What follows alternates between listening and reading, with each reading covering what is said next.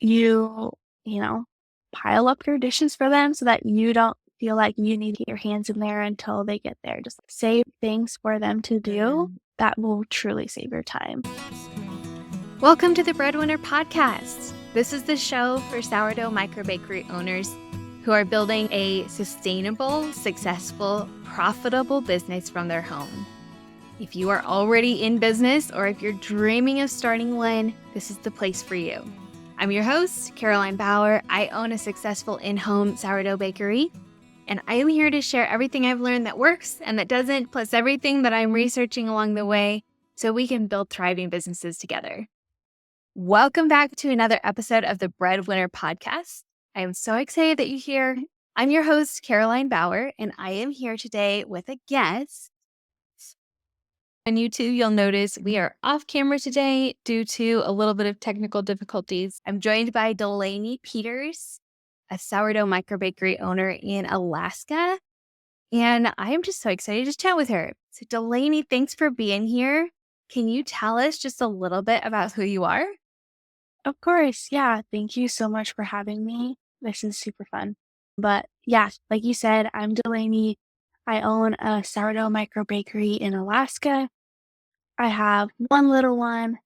I'm married and yeah, I'm just enjoying life right now. Doing what I can with the sourdough stuff. It's super fun. And That's so fun. yeah, I'm I'm really just really excited happy to to be chat with here. you.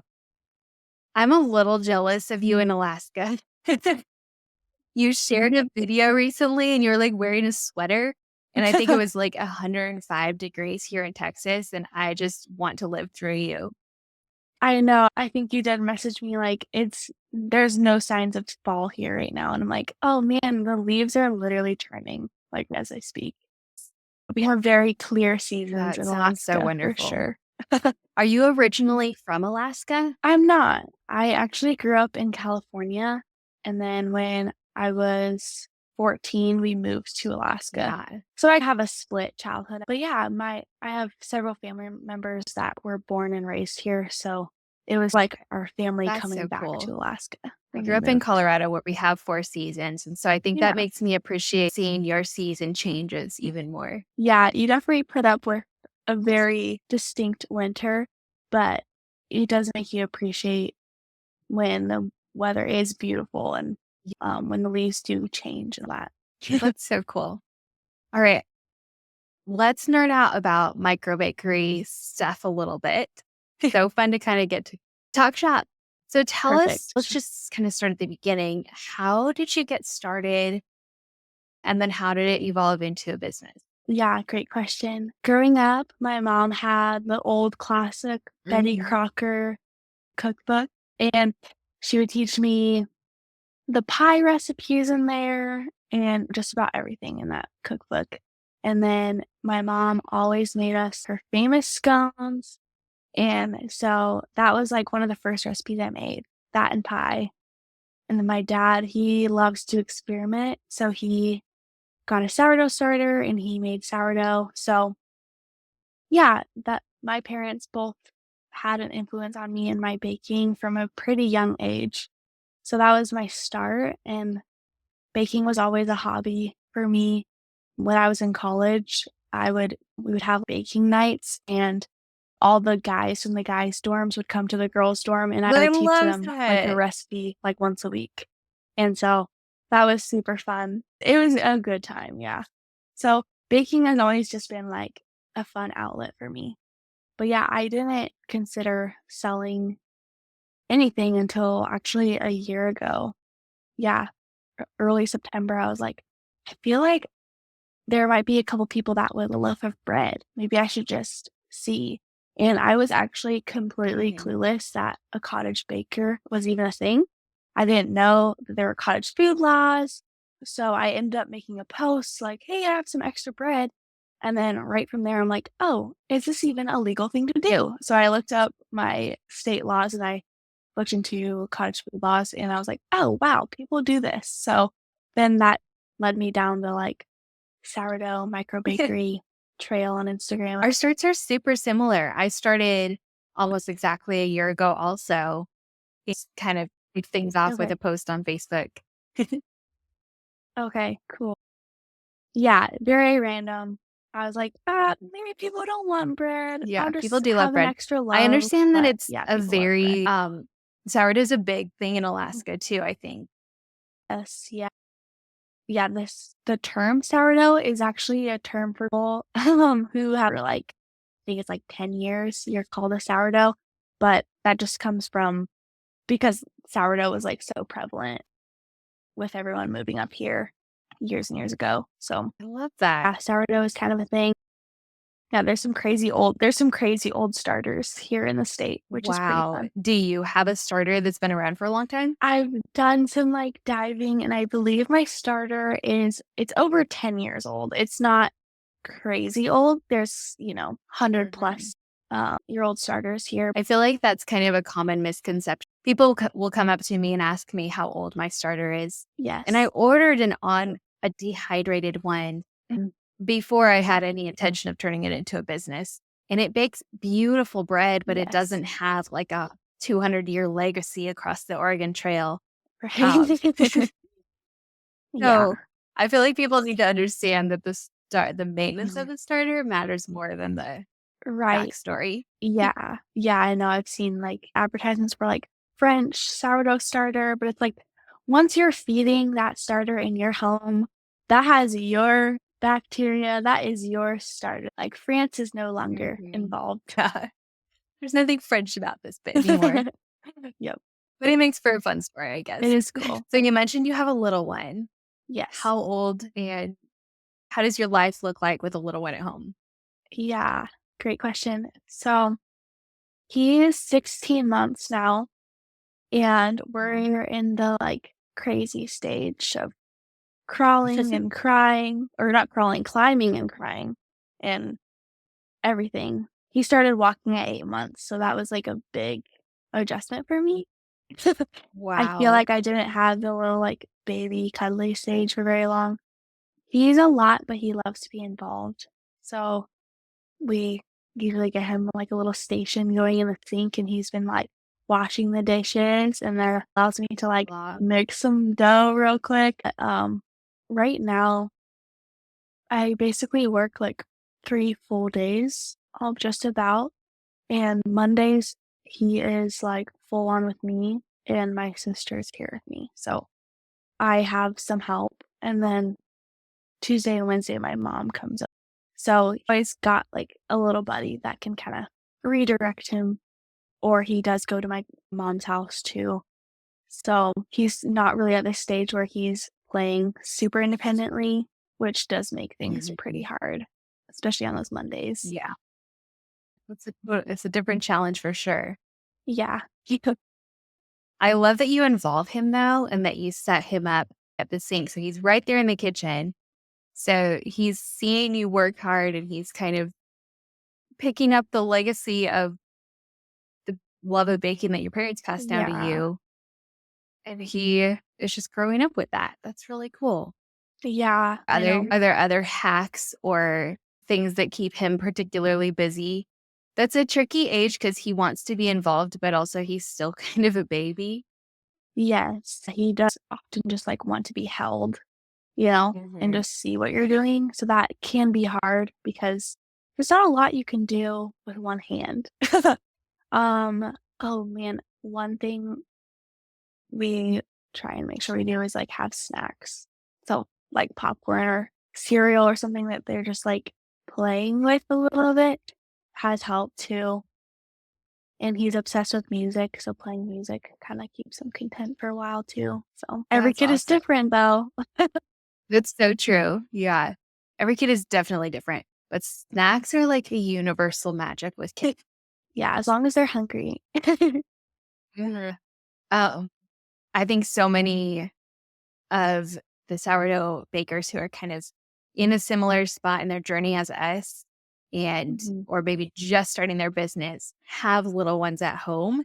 And so Yeah. hearing other people like you who have successfully managed to juggle all of the responsibilities and any like tidbits of what makes you successful will be helpful. Yeah, I think With I would say there's maybe a pressure to maybe appear as if, like, us as moms are doing it all by ourselves and like our kids are at our feet. But honestly, and it's a privilege to have community. I realize that, but if you can like ask for help, that like really do that because yeah, for the longest time, I'm like, I have to do this. This is my thing. But sometimes I'm sure someone would love for you to ask them for help, like you know. So I would just encourage someone to maybe try asking a friend to come over with their kid so that your kid can be occupied and their kid can be fulfilled with playing with a friend. So That's yeah. such a valuable suggestion. And just the idea of those people, we don't realize that we're not inconveniencing them when we ask them to come over.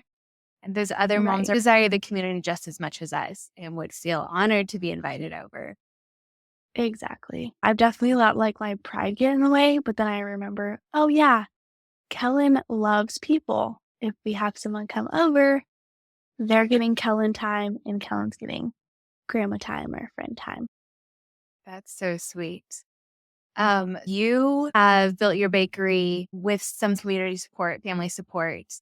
Do Mhm. you think that's allowed you to build faster? Or I guess for those who don't have support and are tempted to compare themselves to your journey, what would you say to them? Because it's kind of comparing apples to oranges. It's not fair to say, like, I haven't grown as big as Delaney, but also if their situation is different, it doesn't make sense to compare.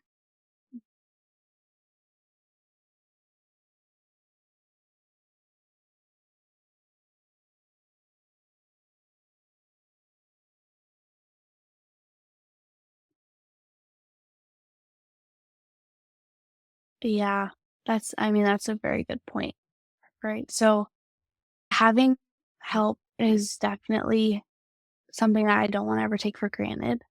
But I will say, like, when you are thinking about starting a micro bakery or maybe you're in the middle of it, think about your capacity. So, like, for me, my capacity in this season, especially in the summer, it has expanded a little bit. But I know that come winter, like, I'm going to be, you know, not downsizing, but slowing down a little bit, and my capacity is going to be way more limited.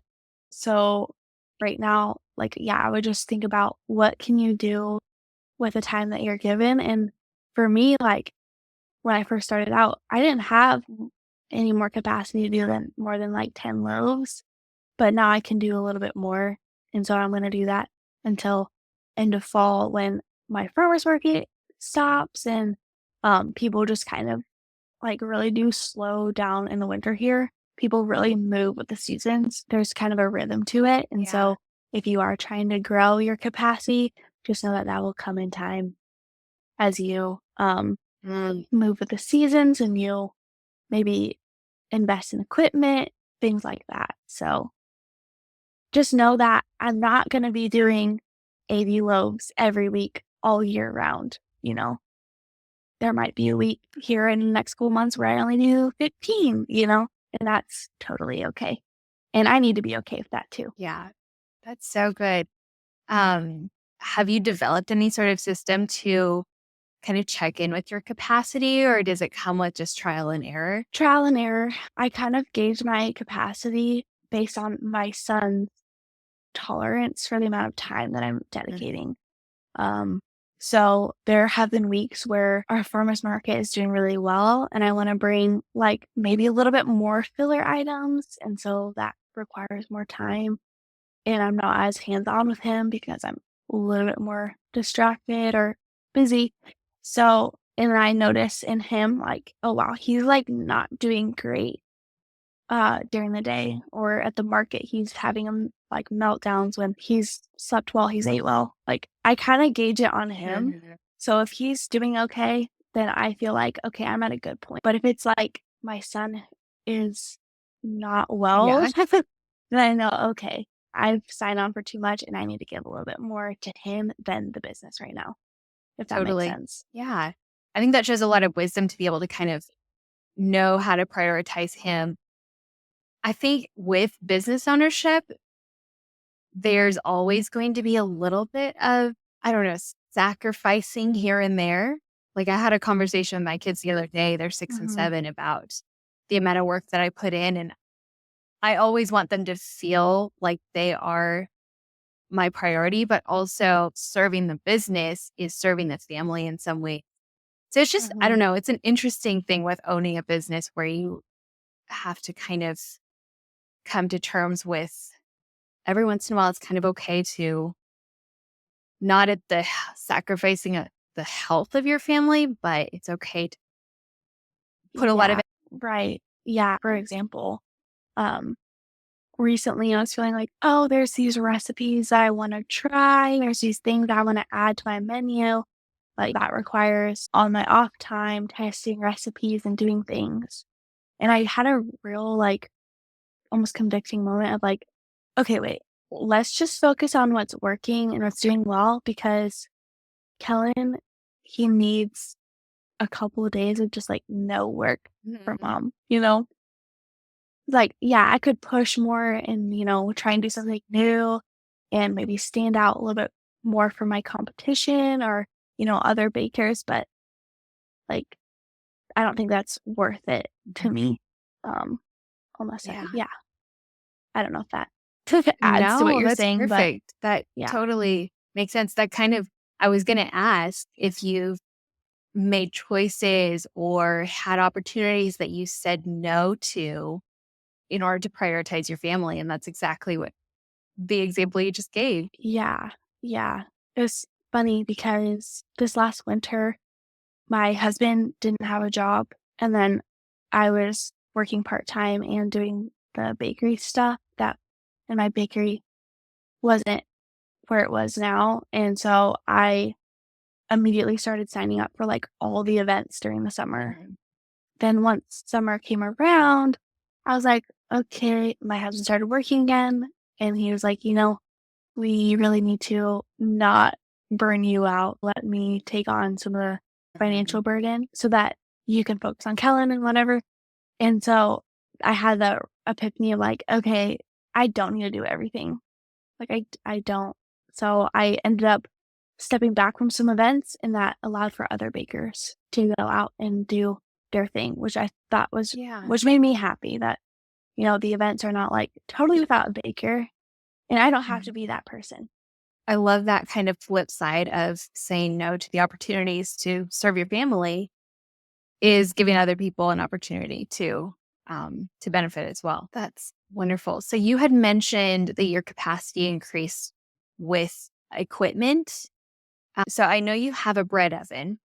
At what point did you invest in that, and how has that changed Mhm. things for you? Yeah. So I actually purchased it a little bit sooner than maybe makes sense for most people. I think I was selling like maybe 15 to 20 loaves a week, which is totally doable with Dutch ovens, That's maybe I don't know, 6 to 7 hour day of baking. But I knew that there were events I wanted to do down the line, and then there were I wanted to grow more, so I kinda seized the opportunity. But I started my business end of September, beginning of October last year, and I purchased my oven in February of this year. And I was a part of the crew of people that bought their Simply Bread oven and then didn't Mhm. receive it for, like, months. So mine came in, like, end of Okay. April. I can only Yeah. imagine how exciting that was. Yeah, yeah, yeah, I was super pumped, it's in our, like, dining room area, so I'm like, it's just our aesthetic now, I I guess. the very front room of my house is what I've turned into my bakery, and so you walk in the front door and just are greeted by a bakery. Yep, yeah. There's no hiding it when it's in your It's so house. funny. Never something I expected. So how did it change once you got the oven? Oh, man, well, definitely saved a lot of time baking. As you know, the bread oven can bake 12 at a time, and it just allowed me to say yes to some events that I never would have been able to do. Yeah, I did a big, like, vintage market. It was, like, 3 days, which hindsight, I don't think I'll do a 3-day event again. That was insanity. Um, because it's like while we're selling, my husband is mixing dough at home, and then I come home, and then we're shaping dough, and then that goes in the fridge, you go to bed, and I'm Yeah. waking up at 3. It was just crazy for, like, consecutive days, but it does allow you to save a lot of time. Um, yeah, my bake days are way shorter now, and yeah, I felt like the loaves worked better somehow, but I think it's just my Mm. confidence grew a little bit too, having equipment I could rely on. That's so Um, cool. but Is yeah, there anything you'd do differently about your timeline, or do you feel like you invested at the right time? honestly, I think if I could have, I would have maybe purchased it like a month sooner. But no, like Mm. I'm happy with how everything went. And I don't feel like I made a decision out of impulse. So I feel like the timing was Yeah. probably right. How did you know that you're in it for the long haul to justify such a big investment? That's a good question. I think we've all had like many jobs in our lives and we've done different things. We have different hobbies. But one thing that's always stuck around for me is my hobby of baking. And as a business owner, I know that I have the control to do as much or as little as I want. So baking will always be a part of my life, but I have comfort that like if I do need to scale back a little bit, I can. So knowing that I don't have to be like all on 100% of the time really is attractive to me to know that like, okay, this is probably a really good option for me. Um, as a mom and as someone that doesn't want to get caught up in like hustle, I just see baking as something that's Mm. still really fulfilling. I guess I just felt like it was the right decision Yeah, that's for awesome. sure. So you work alongside your sister, which looks just so sweet. I love Mhm. seeing your journey together on Instagram sometimes. Um, how did that work out Thanks. that you get to partner Yeah, together? super fun. Yeah, so for several months, she was talking about moving back up here, and her and her husband are ready for a change. So I told her, "Hey, if you're thinking about coming up here, um, it'd be super awesome if you helped me." And um, she was ready to learn, and so we moved up. She started helping me more and more, and we have a lot of fun. And we are identical twins, so we did grow up very close. So, which isn't always like happy and amazing we get along when we were kids. We did like Mhm. go through the normal kid thing, but now that we're older, we actually work together so well. I think we've had a couple people Yeah. like, "Oh, how's it going? It's hard with family." And my kid and I are like, "Honestly, it's great." I don't know if it's just that we're like so similar. We kind of like get each other and we can kind of work through communication stuff pretty well. But yeah, it's going really well. That's so sweet. Yeah, it's a lot of So fun. do you both have like your own sort of realm and responsibilities, or how do you separate tasks? Yeah, I wouldn't say like she necessarily does all of the cookies or all of the scones or something like that. It's more she has like a role Mhm. in part of a process that is a task that maybe I don't really need my hand in. So, and also it's just kind of growing the more that she's involved, the more that she's kind of learning and able to do. So, cause yeah, she moved up here and then she basically started from scratch with sourdough stuff. So we're kind of still in the process of all that, but she does a lot of like pre-measuring dry ingredients for me. Um, a lot of shaping and cutting scones. She bakes the scones and cookies. Um, a lot of the packaging day of for the events and the pickups. What else? Honestly, sometimes she helps me just like Very clean my dishes, you know. That's like a big burden sometimes. So, yeah, we're always when we're working together, each of us are always doing something, but um yeah, I don't want her to be limited to just one thing. I want her to kind of learn it all. So lately, I've been teaching her a little bit of how to pre-shape and then shape the loaves too, because it's fun to get That's your so hands in there, awesome. and she's doing great. I think there are probably a lot of listeners who are at a point where they feel like they need help. I'm definitely in that. So I've been considering Mhm. hiring an assistant to do all of Oh, those yeah. things that you need, like to help with the dishes and to help with Cool. packaging and some of the things Mhm. that don't require quite as much knowledge. So what are Yeah. some helpful like insights or advice that you Right. could share if for those of us who are considering adding an assistant? Yeah, that's a great question. I think I would definitely make sure that if you do have someone come over, show them first because I'm kind of one of those people that struggle to articulate how to do something. So if I'm just like, oh, there's these bags and you'll stamp them, I like, okay, then you like literally show them how to do it. Because I'm a visual learner and instructor, I guess. But I would just make sure that you, you know, pile up your dishes for them so that you don't feel like you need to get your hands in there until they get there. Just save things for them to do Mhm. that will truly save your time. Because I think when my sister first started, I was like trying to do all the things. And then she's kind of like, what do I do? Well, I'm like, oh yeah, I need to not do this right Right. now and just let her do it. So I actually Totally. am Yeah, getting it help. makes sense a little Sense? bit of curve in figuring out what you can pass off and then also like Mhm. our bakers are kind of our babies a little Yeah. bit and really like every part of the process we've established and figured out what works for us.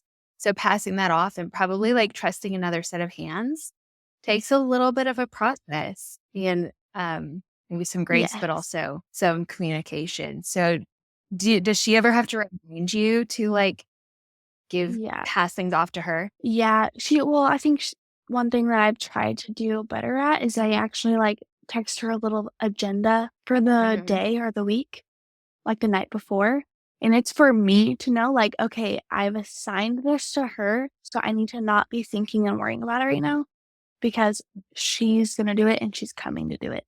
Um, so, yeah, there was, like, a little bit there where she's just like, "What do I do now? What do I do now?"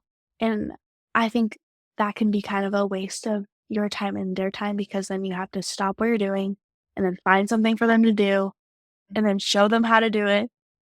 So, once you do have an assistant and they're knowledgeable, like, give them the schedule and the things they can do and then trust that they're going to do it well. That's Caring, they're gonna that's care super too. valuable to hear.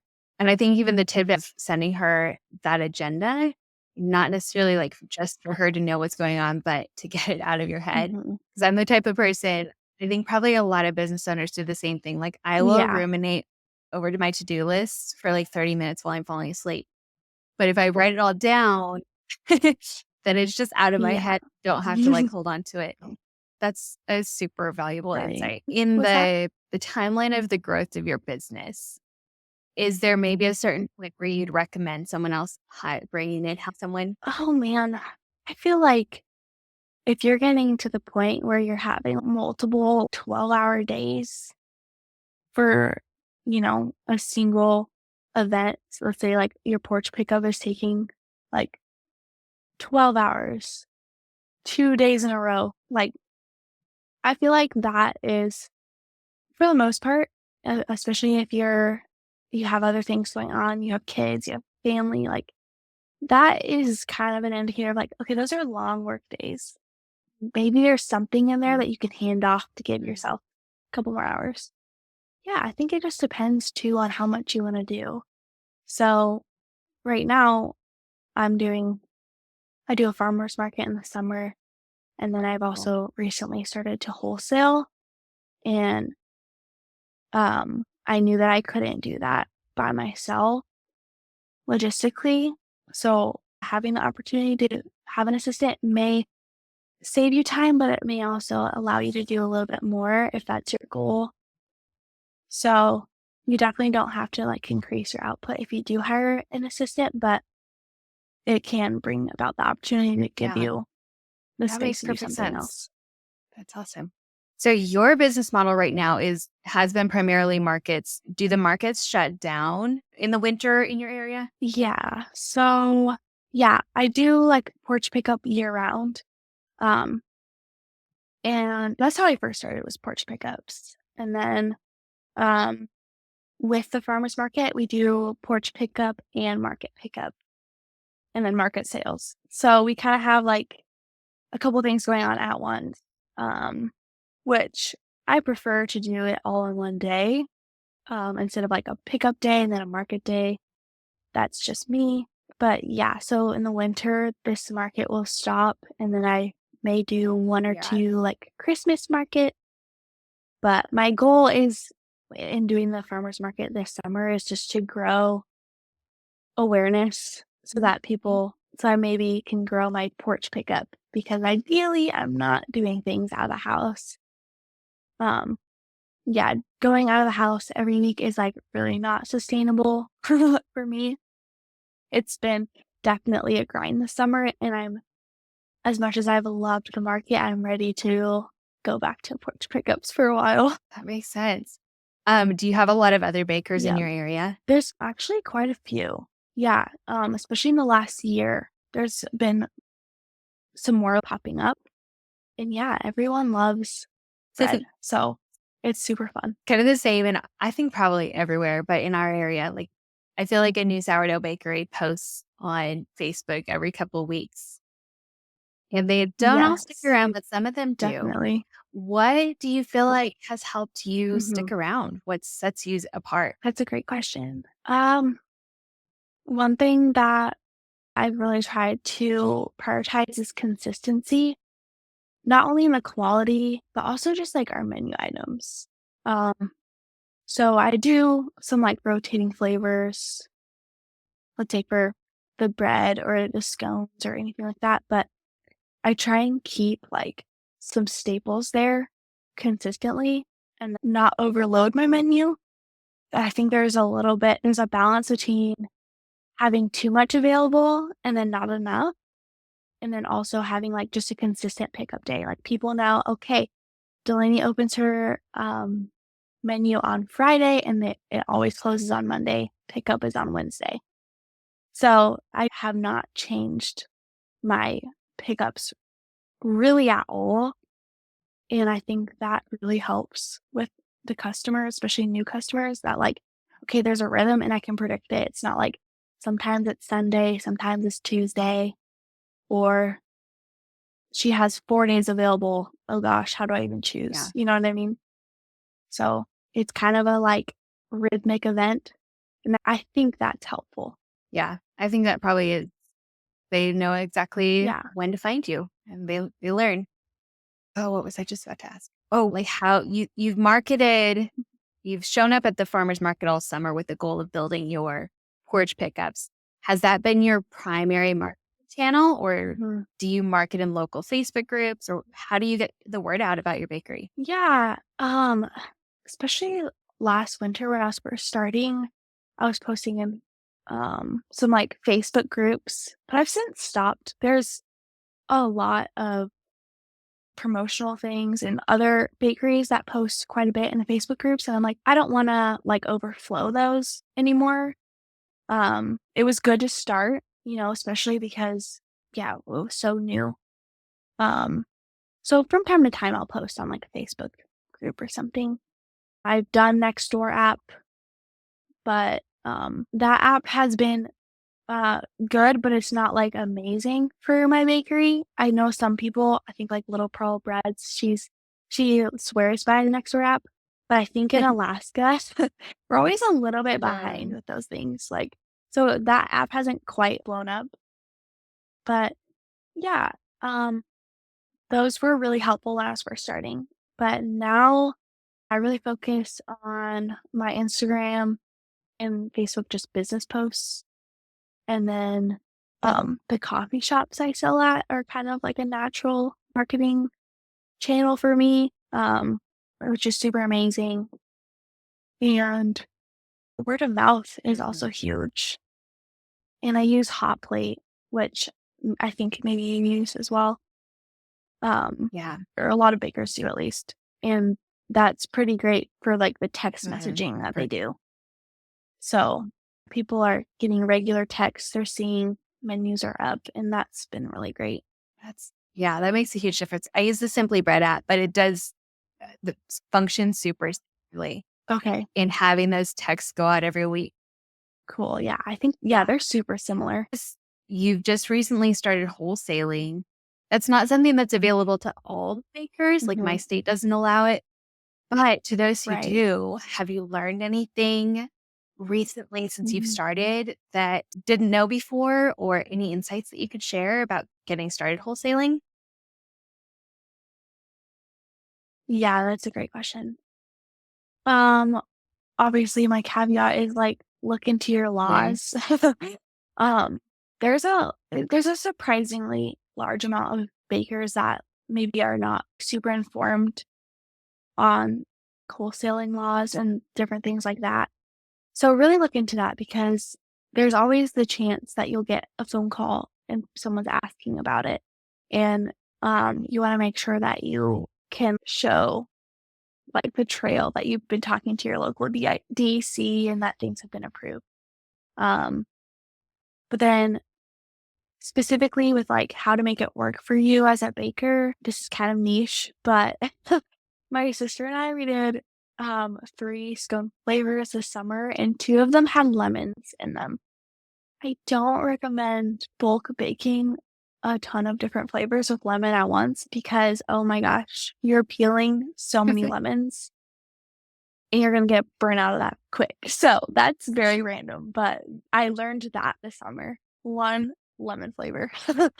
Yeah, so I think like this, we're shifting to some fall flavors and there's no fruit to cut, thank goodness.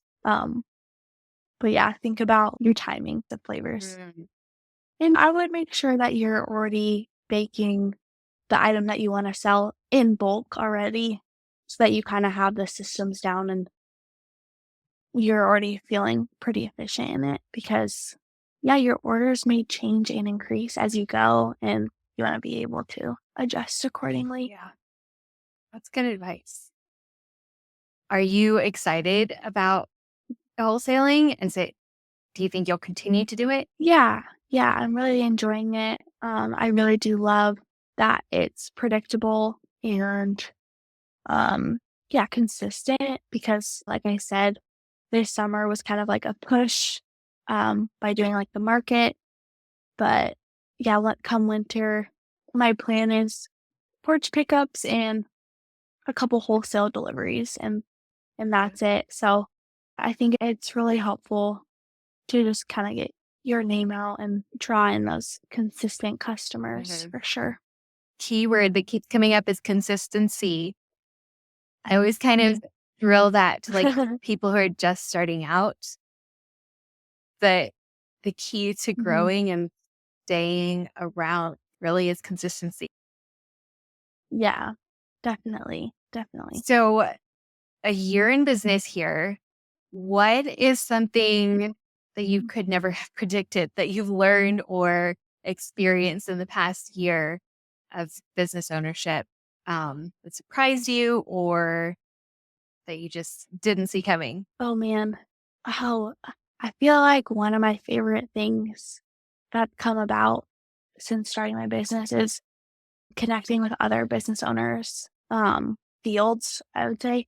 But I feel like I've really seen how my particular city of Palmer, how they the Palmer just loves small businesses, and I just feel so grateful to be just another one, in a community of others that, like, people know and recognize, and, yeah, it's really allowed me to just, like, create some good friendships with people that are, like, literally giving me free knowledge and help.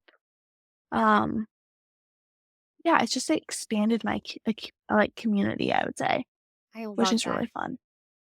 Um, yeah, I don't know if Now that I, answered your I love question, that answer. I really do, but because I think that is totally something unexpected that a lot of people would experience. Have you intentionally pursued relationships with other businesses, or has that kind of been organic? it's been pretty organic.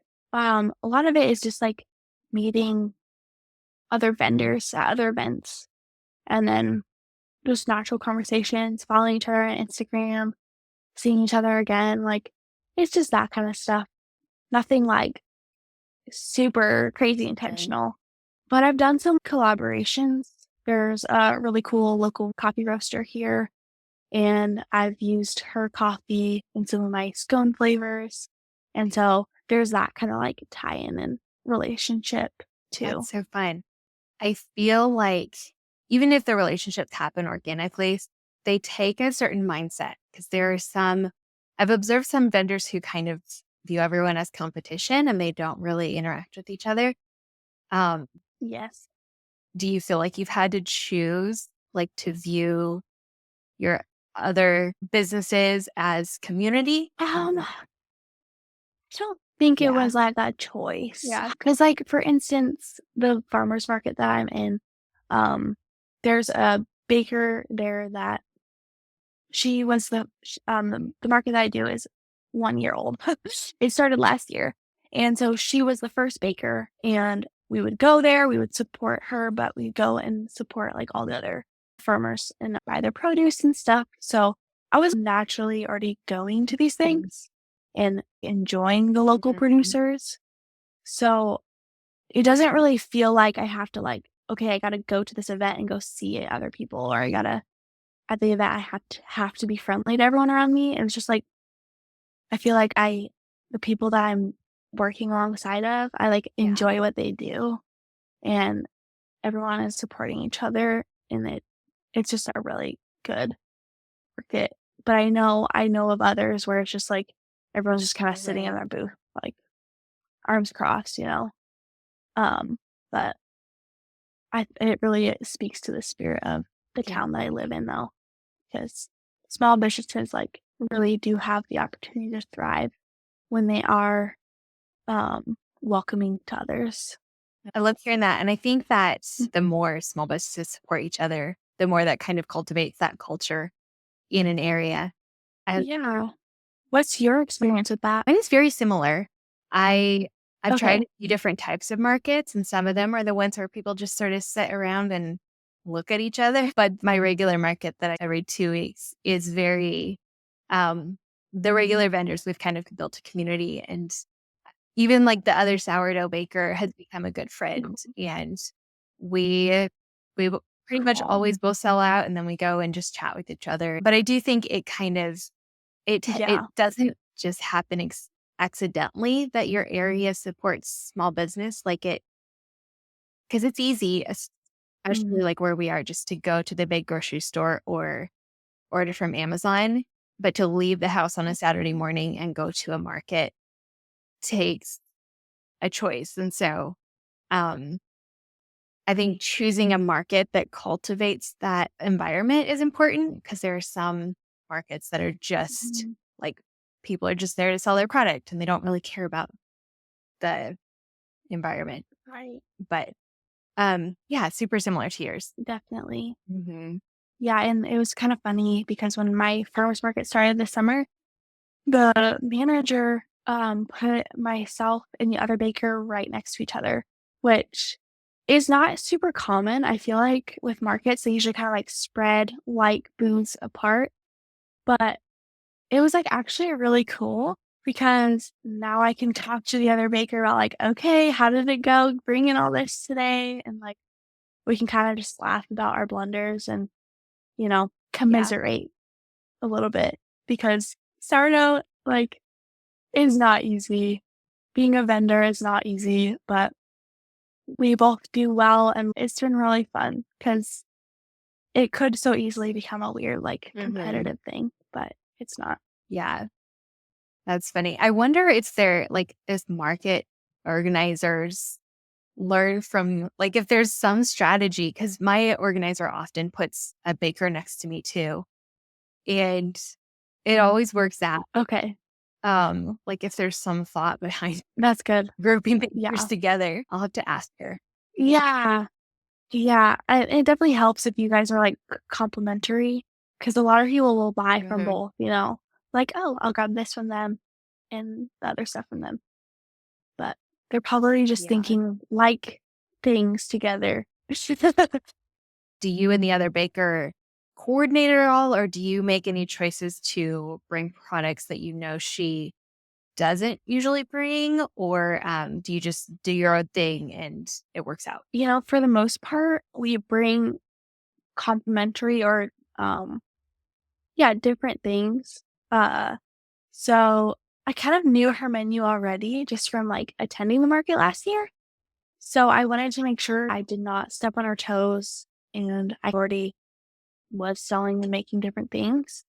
So kind of at the beginning of the summer, I reached out to her to see and let her know, like, hey, like, yeah, I'm not gonna like try and sell the same things as you. We do have a couple of things in common. Like we both sell sourdough bread, but our breads are actually different. We use like different flours, we do different flavors.